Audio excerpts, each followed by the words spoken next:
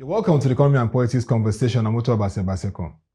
2025 has been an eventful year in the socio-economic space, and in this final edition, we reflect on our top 10 videos that capture significant themes and developments that shaped the year. We began with the conversation on the rebasing of Nigeria's inflation rate and the methodology deployed by the National Bureau of Statistics with Dr. Biodun Adedipe, an economist and founder, Biodun Adedipe Associates Limited. If you look at the same family today and ask them, how much do you earn? What do you spend them on?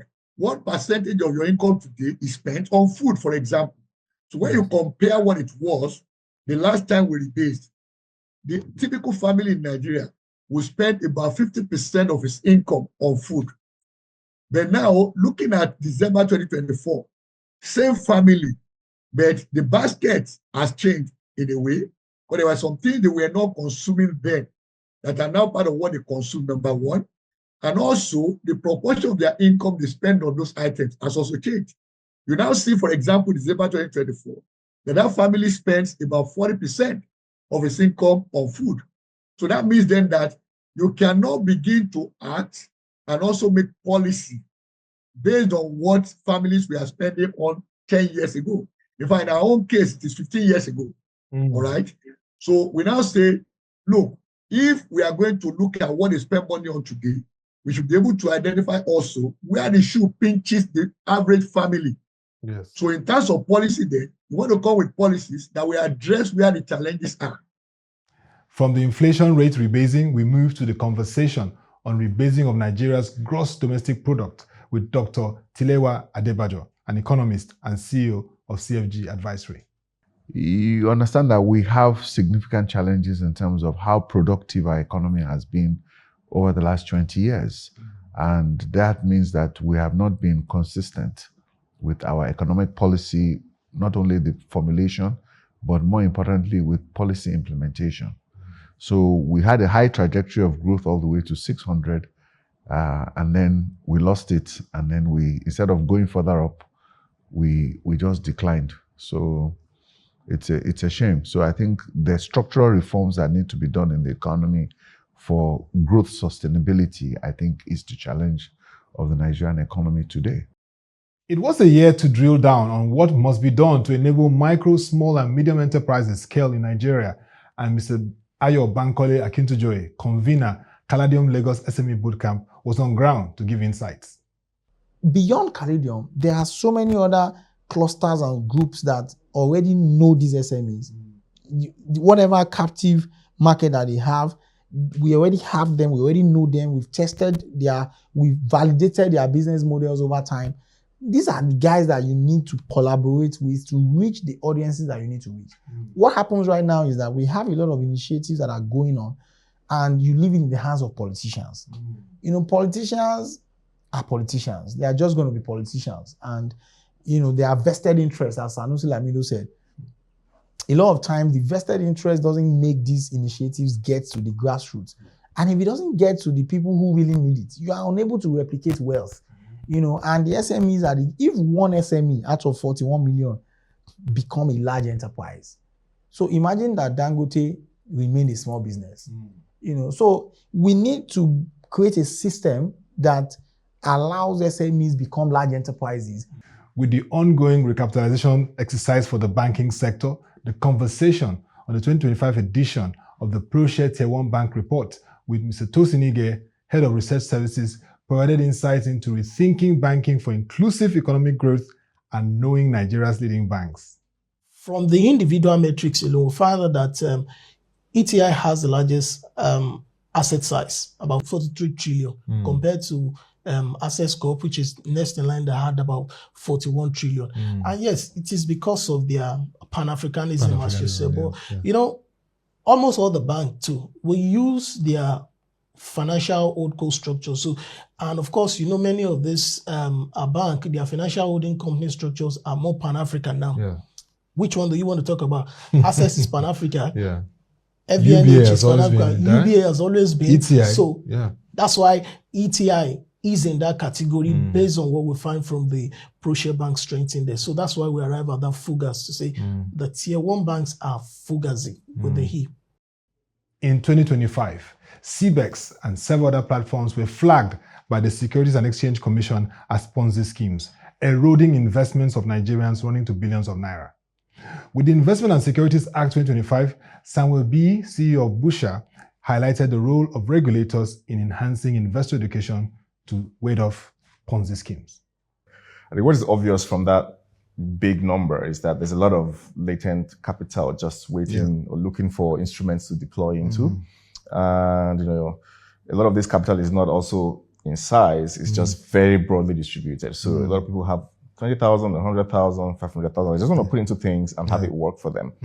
I think we've seen from the traditional financial sector that yield is perhaps very difficult to extract from the market, even if you have pretty safe instruments like the government bills, intuitively, it's not a thing that individuals think they can just get into. How, if I ask anybody, even the most sophisticated of us, how do you buy treasury bills today? There's no quick answer. You always think you have to have a broker or an institution to engage.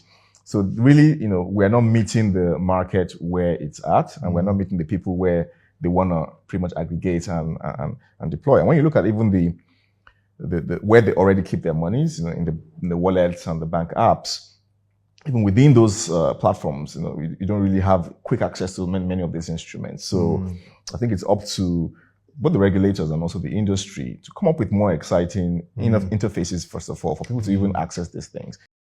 The state of the Nigerian economy and the impact of ongoing reforms was reviewed in a conversation with Dr. Muda Yusuf, CEO of the Center for Promotion of Private Enterprise, assessing the indicators. I get worried when there is so much emphasis on this GDP. Yes. Okay, let me because break it down. Living conditions. Yeah, you mentioned living conditions. Yes. Now, even for the administration, I've heard so much about the $1 trillion economy as an overarching objective. Yes. Whereas the bigger objective should be, how do we address the issue of the living conditions of the people? The two can go side by side. But if one is moving, we are achieving growth, we are achieving GDP, and we are not improving the social side of it, then we are not making progress. Food security was another critical conversation in the year with Dr. Bolade Agbola, CEO, Lam Agro Consult, and agroeconomist, who gave an overview of the sector and the way forward. Agric is a business, and like every other business, you need financing. You need money, and you use your equity, and then you use your debt to leverage yourself so that your return on assets, because your return on equity is always small, but when you leverage it, you have a higher return on assets and you can be more profitable. That principle applies to agriculture. Now, the challenge we've had is that we didn't have a agricultural development bank that was well developed.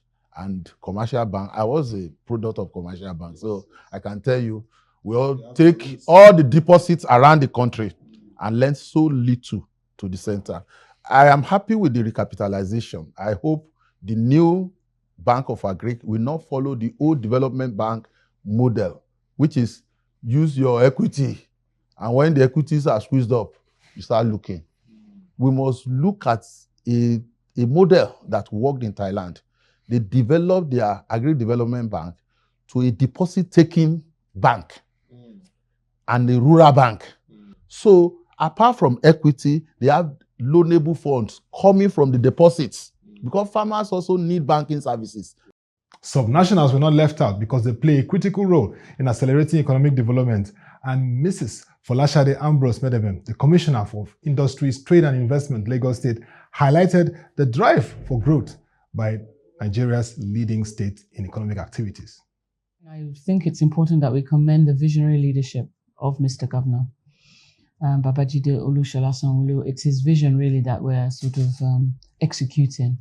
And when you've outlined essentially our position, and in our quest for a greater Lagos, in our quest to play and ensure that we're standing at world-class standards, it's important that we have a very strong premier international financial center in Africa, and one that actually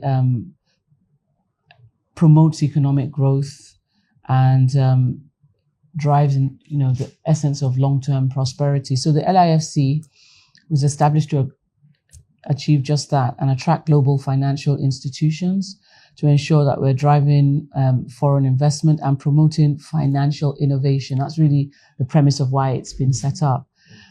The fintech industry remains pivotal to Nigeria's economic transformation, and Dr. Stanley Jacobs, president of the Fintech Association of Nigeria, explained the evolution of the industry's trajectory and how it will continue to support growth. Nigeria continues to demonstrate some resilience and growth in the space. We've seen some improvement.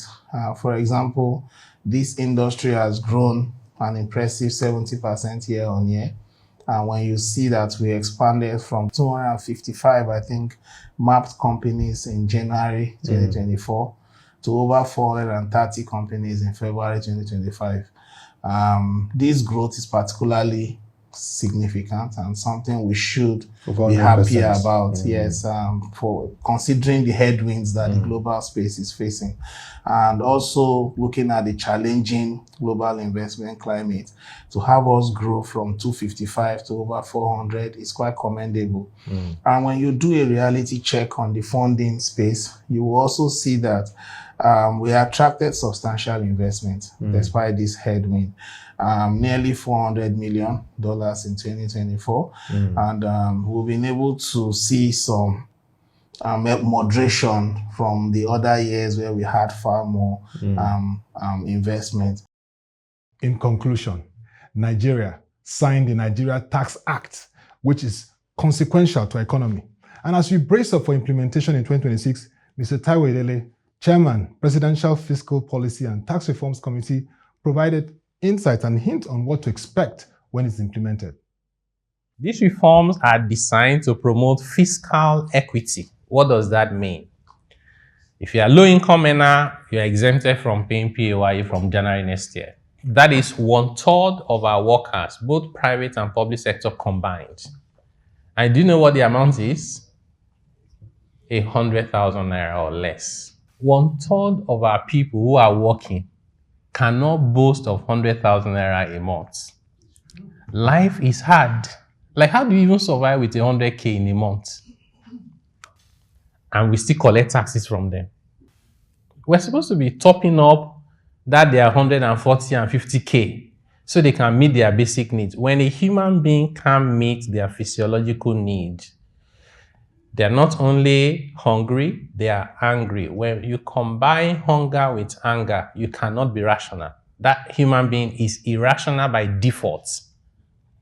And those are the most dangerous. That's why it's so easy to recruit Boko Haram and bandits in the north. It's so easy. Those guys wake up in the morning, they carry a plastic bowl trying to beg for food. They sleep on the streets. It rains, they are there. It's sunny, they are there. So those are the things we need to address. So this new law is exempting the low-income earners, number one. Number two, anyone who earns between 100,000 naira to about 2 million naira a month, that the ones we put together as the middle class. And people will say, there's no middle class. I say, it's not true. When I say there's no middle class in Nigeria, people will clap for you, but you just lied. Every country has a middle class. You can say the size of the middle class has shrunk, and you'll be right. So what does it mean to be middle class? You are middle class if you can meet more than your basic needs. That's all. 2025 has been an eventful year, and in 2026, the impact of the ongoing macroeconomic reforms and implementation of additional ones will be consequential for the country's political economy. That will be all for this edition of the Economy and Politics Conversation. This is saying a big thank you to all our guests that featured and to you, our viewers, that watched every session throughout the year.